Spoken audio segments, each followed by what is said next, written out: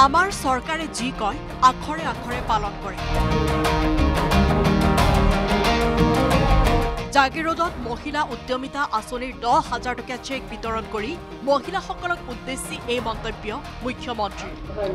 মই এটাই কথা কৈছো, আজিলৈকে মই যি কথা কৈছো এটা কথাও মই পালন নকৰাকৈ থকা নাই।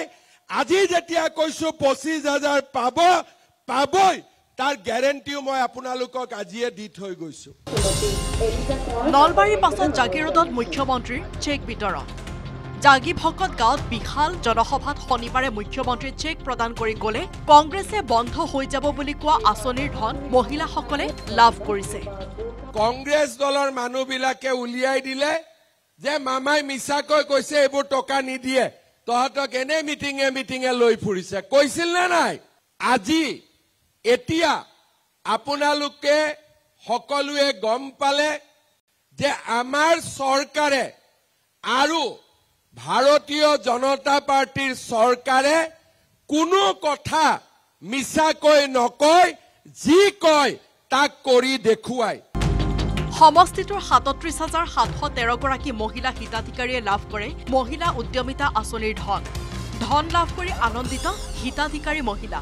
10,000 টকাটো যেতিয়া দিব, ধৰি লওক মামাই দিব, তেতিয়া আমি সেই টকাটোৱে সৰুভাৱে বিজনেছটো আগবঢ়াই নিব লাগিব।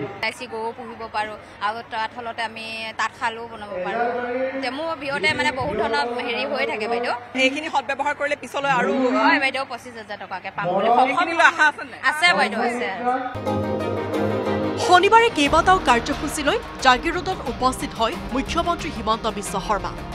জাগিৰোডত স্থাপন হ'বলগীয়া ছেমিকণ্ডাক্টৰ প্ৰকল্পৰ মহিলা কৰ্মচাৰীৰ বাবে নিৰ্মাণ হ'বলগীয়া 10 মহলীয়া আৱাসিক হোষ্টেলৰ ভূমি পূজন কাৰ্যসূচীত অংশগ্ৰহণ কৰে মুখ্যমন্ত্ৰীয়ে। সমজিলা কাৰ্যালয়ৰো আধাৰশিলা স্থাপন কৰে মুখ্যমন্ত্ৰীয়ে। তাৰ পাছতেই জাগি ভকত গাঁৱত মুখ্যমন্ত্ৰীয়ে সম্বোধন কৰে বিশাল জনসভা। জাগিৰোডৰ পৰা অজয় পালৰ report, news 18 Assam north east. বাওঁফালেও আছে, খবৰ ভালনে মা? মিটিঙত নাযাওঁ?